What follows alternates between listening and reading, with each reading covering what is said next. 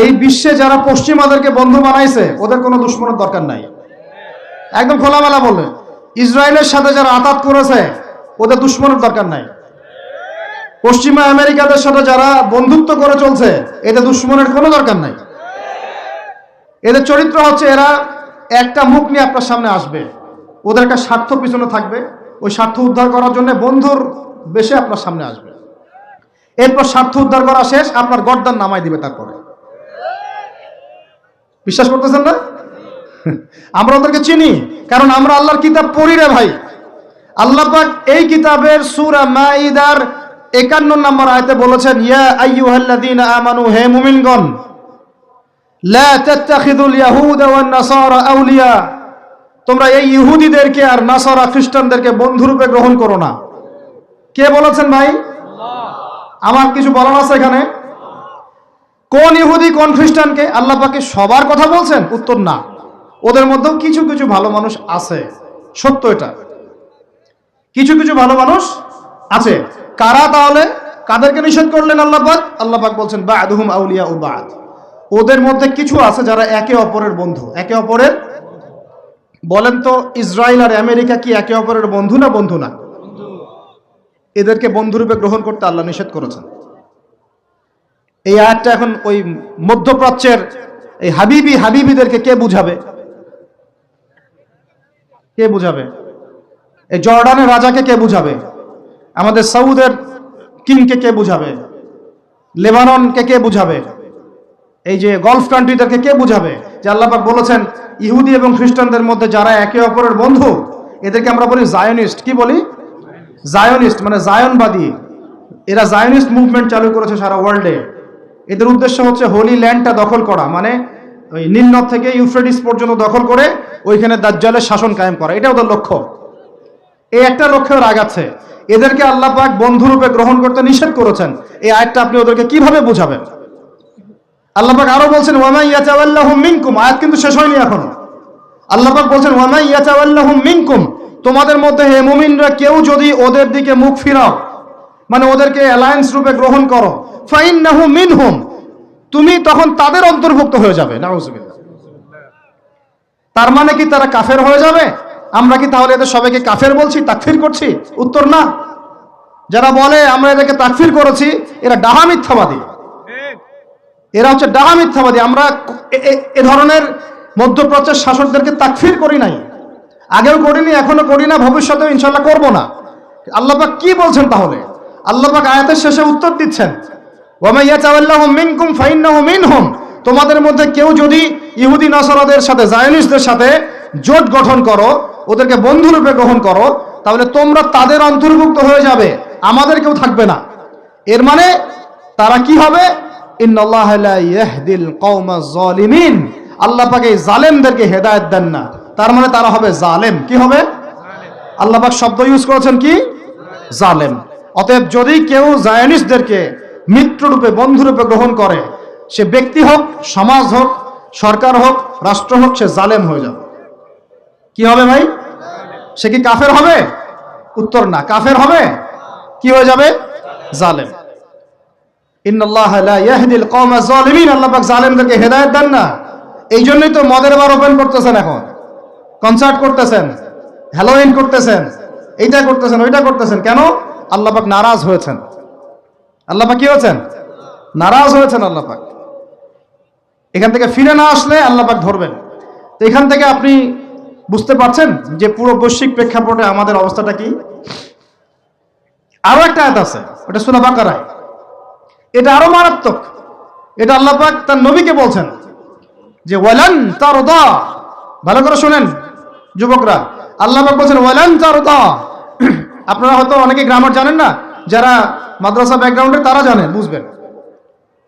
এখানে এমন একটা কথা বলা হচ্ছে যে কখনোই তারা সন্তুষ্ট হবে না। ওয়ালান তারদা আনকাল ইয়াহুদ ওয়ালান নাসারা হাত্তা তাত্তাবিআ মিল্লাতাহুম। কি কঠিন কথা, কি স্পষ্ট কথা। আমরা কি আল্লাহ পাককে তাফসীর শিখাইতে যাব? আমরা কি আল্লাহ পাককে তাউইল শিখাইতে যাব? আমরা কি আল্লাহকে ব্যাখ্যা শিখাইতে যাব? আল্লাহর কালামের স্পষ্ট কথার কোনো ব্যাখ্যার দরকার নাই। এটা তো আয়াতুল মুহকামাত, এটা তো মুতাশাবিহাত আয়াত নয়। আল্লাহ পাক বলছেন ওয়ালান তারদা, কোশ্চিন কালেও সন্তুষ্ট হবে না, আনকা হে নবী তোমার উপরে। কারা সন্তুষ্ট হবে না? আল ইয়াহুদ ওয়ালান নাসারা, ইহুদি এবং নাসারারা। এরা কোশ্চিন কালেও তোমার উপরে হে নবী সন্তুষ্ট হবে না, হাত্তা তাত্তাবিআ মিল্লাতাহুম, যতক্ষণ না তুমি ওদের মিল্লাত, ওদের ধর্ম গ্রহণ করছো। আর কিছু বলতে হবে ভাই? হ্যাঁ, আপনি যদি এখন ওদের শিক্ষা, ওদের সংস্কৃতি, ওদের রাজনীতি, ওদের বিশ্ব রাজনীতি, ওদের কূটনীতি, ওদের মানে যা যা আছে, ওদের যা কিছু আছে দর্শন, এগুলোর সামনে আত্মসমর্পণ করেন, বলেন হ্যাঁ এগুলো খুব ভালো, আমরা এগুলো মেনে নিচ্ছি, হ্যাঁ তোমরা আমার দোস্ত বন্ধু, ওরা আপনার কোনো ক্ষতি করবে না, কোনো ক্ষতি করবে না।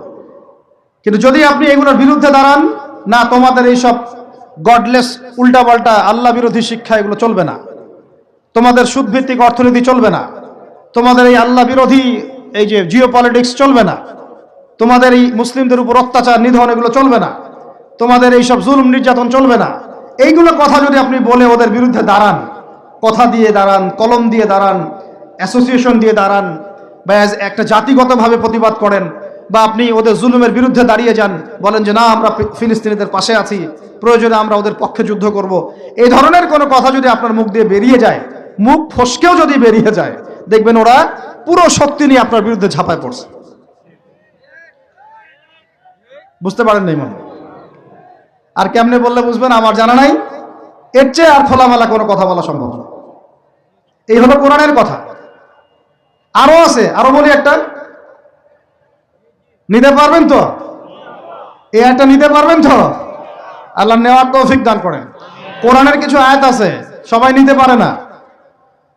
কোন কোন আয়াত আছে শুনলে মানুষ মনে করে যে কোরআন তো আমার জন্যই নাজিল হয়েছে, আর কোন কোন আয়াত আছে শুনলে মানুষ মনে করে এই আয়াতটা নাজিল করার কি দরকার ছিল।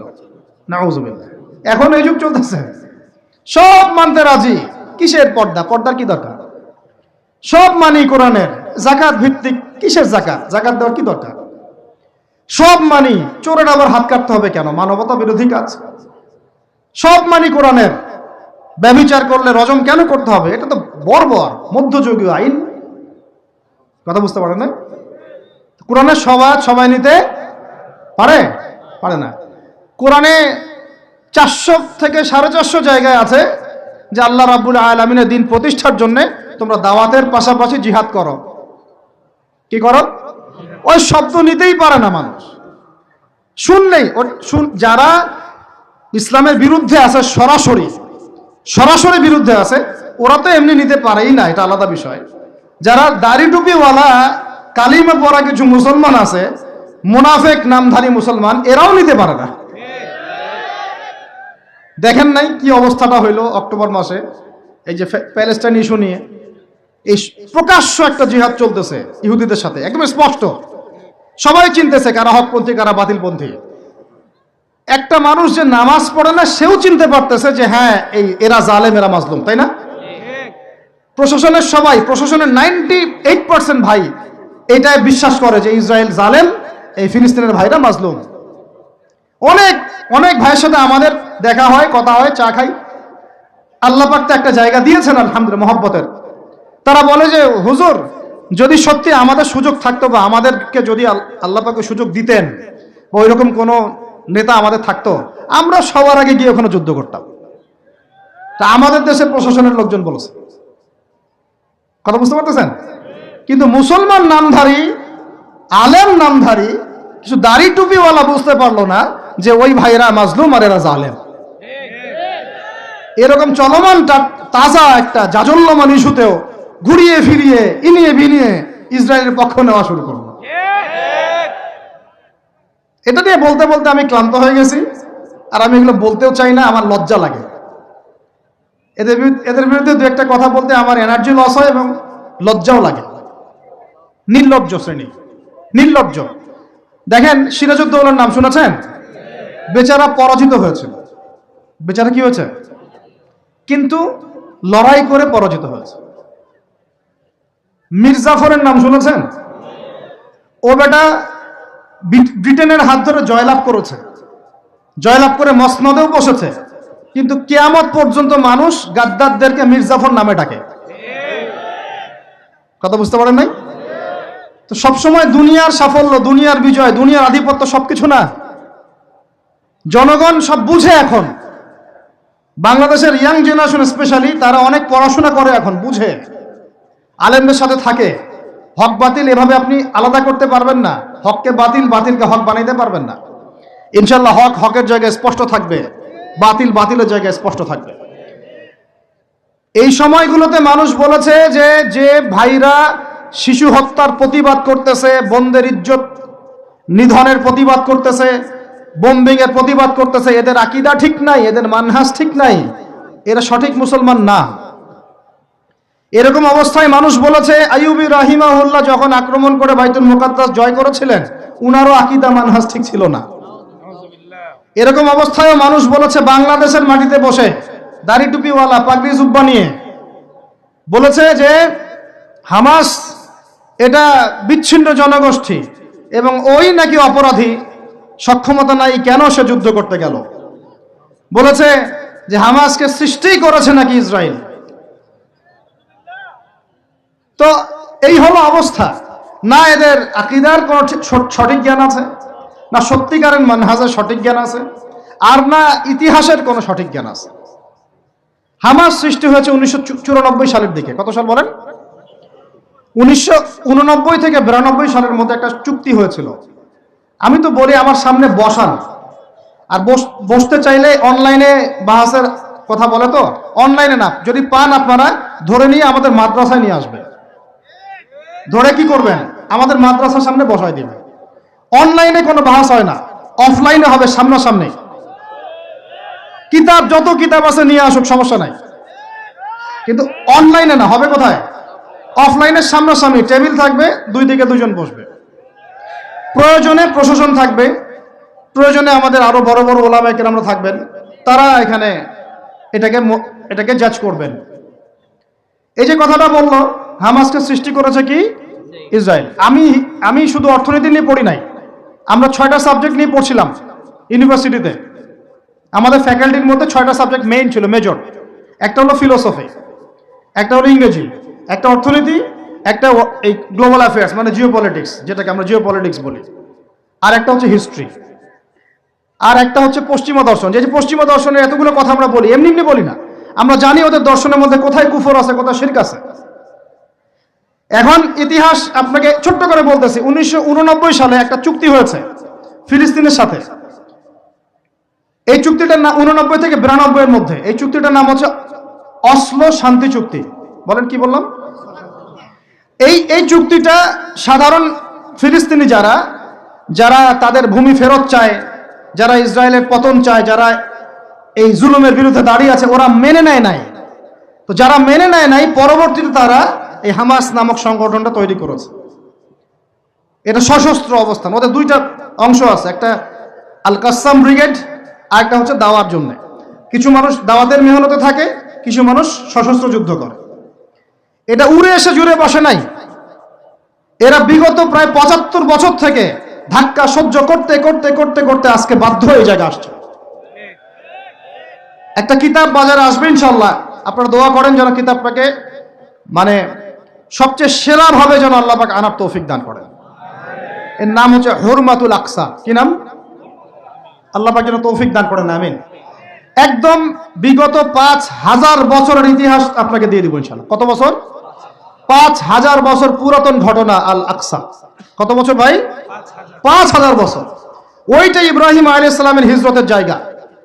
ওখান থেকে ইয়াকুব আলাইহিস সালামের ছেলেরা মিশরে আসছে। ওইখান থেকে মুসা আলাইহিস সালামের যুগে তারা আবার গিয়েছে আল আকসা দখল করতে। ওইখানে আমালেকা সম্প্রদায়ের সাথে জিহাদ হয়েছে। তালুতের বাহিনীর মধ্যে দাউদ ছিলেন, তিনি জালুতকে পরাজিত করে ওইখানে ইসলামী খেলাফত কায়েম করেছিলেন 40 বছর। তারপরে আসছে সুলাইমান আলাইহিস সালামের 40 বছর। তারপরে ওদেরকে নেবুজাদনেজার বের করে দিয়েছে। তারপরে ঈসা আলাইহিস সালাম আসছেন, ঈসা আলাইহিস সালামকে তারা মানে নাই। আল্লাহ পাক আবার নির্যাতন শাস্তি দিয়েছেন টাইটাসের হাতে, রোমান সেনাপতি টাইটাসের হাতে। তারপরে এরা মদিনায় গিয়ে আকরাগারে, বনু কুরাইজা, বনু কাইনুকা, বনু নাজিরে, খাইবারে, এদেরকে আল্লাহ নবী যুদ্ধ করে বের করে দেন। পরে এই 1250 বছর ইসলামী খেলাফতে ওরা জীবনেও বাইতুল মুকাদ্দাসে ঢুকতে পারে নাই। এই 1914 সালে এসে ঢুকছে। কত সালে? 5000 বছরের ইতিহাস তো ভাই আমি 5 মিনিটে বলতে পারবো না, সংক্ষিপ্ত করে বুঝালাম যে 1250 বছর তারা বাইতুল মুকাদ্দাসের আশপাশেও ঘেঁষতে পারে নাই। এই ব্রিটিশদের সহযোগিতা নিয়ে ঢুকেছে 1914 থেকে 18-র মধ্যে, প্রথম বিশ্বযুদ্ধ চলাকালীন, যখন ওসমানীয়রা ব্রিটিশদের বিরুদ্ধে ছিল। ওসমানীয়দেরকে পরাজিত করে ওরা এই জায়গাটা দখল করেছে। করার পরে ওই জায়গায় কিন্তু দেখেন জায়গা দখল করে ব্রিটেন ওখানে থাকে নাই, ওই ইহুদিদেরকে জায়গা দিয়ে দিয়েছে। রহস্যজনক না? এত লিবারেট করলো, করে নিজে থাকে নাই, ইহুদিদেরকে থাকতে দিল। এই যে বলেছি বা'দুহুম আউলিয়াউ বা'দ, এরা একে অপরের বন্ধু, এরা একে অপরের কি বন্ধু। যে বন্ধুত্ব দেখলেন, প্রথম বন্ধুত্ব, জায়গা দিয়ে দিল। তারপরে 1914 থেকে 45 সাল পর্যন্ত ব্রিটিশরা এদেরকে পেলে পুষে বড় করলো, অর্থ দিয়ে, সামরিক যান দিয়ে, মিলিটারি সহযোগিতা দিয়ে, ব্যাংকিং সিস্টেম দিয়ে, যা পারছে সব দিয়ে দিয়েছে, যা পারছে সব দিয়েছে। দেওয়ার পরে ওকে বড় করেছে। তারপরে দ্বিতীয় বিশ্বযুদ্ধ হলো, ওই সময় রুলিং স্টেট চেঞ্জ হয়ে গেল, ব্রিটেনের জায়গায় চলে আসলো আমেরিকা। এবার আমেরিকা এসে ব্রিটেন তাদেরকে যে সহযোগিতাটা করত তার চেয়ে 1000 গুণ বেশি সহযোগিতা করা শুরু করলো। করতে করতে ওকে সাধারণ সামরিক অবস্থা থেকে নিউক্লিয়ার মিসাইল সম্পন্ন কান্ট্রিতে পরিণত করলো। এখন ওর কাছে নিউক্লিয়ার অস্ত্র আছে, ও সারা বিশ্বে ভেটো দেয়। ইরানের কাছে কয়টা অস্ত্র আছে, তাই না? ইরান পারমাণবিক কর্মকাণ্ড চালাচ্ছে নাকি, ওই দেশ করছে নাকি, সেই দেশ করছে নাকি, ও কিন্তু জীবনে বলে না যে তার কাছে কয়টা পারমাণবিক অস্ত্র আছে। বলে? কখনো বলছে? আর এই কোরআন আল্লাহর কিতাবই আমাদেরকে বলেছেন, আল্লাহর কিতাবে আল্লাহ পাকই আমাদেরকে বলেছেন যে ওয়াইদু লাকুম মাস্তাতা'তুম মিন কুওয়া, তোমরা শক্তি অর্জন করো। কি অর্জন করো? তোমরা, মুসলমানদেরকে আল্লাহ বলেছেন তোমরা শক্তি অর্জন করো। শক্তি অর্জন করলে কি হবে? তুরহিবুনা বিহি আদুওয়াল্লাহি ওয়া আদুওয়াকুম, তোমরা আল্লাহর দুশমন এবং তোমাদের দুশমনদেরকে ভয় দেখাতে পারবা। এই যুগে পারমাণবিক অস্ত্র ছাড়া কোনো রাষ্ট্রকে কেউ ভয় করে না। ভয় করে? ওই আয়াতের উপরে আমল মুসলমানরা আমরা করতে পারি নাই, আমল করেছে ইসরায়েল। বুঝাতে পারলাম না, বুঝাতে পারি নাই মনে হয়। এই আয়াতের উপরে আমরা আমল করতে পারিনি এখনো, আমল করেছে কারা? ও শত শত পারমাণবিক অস্ত্র তৈরি করে রেখে দিয়েছে।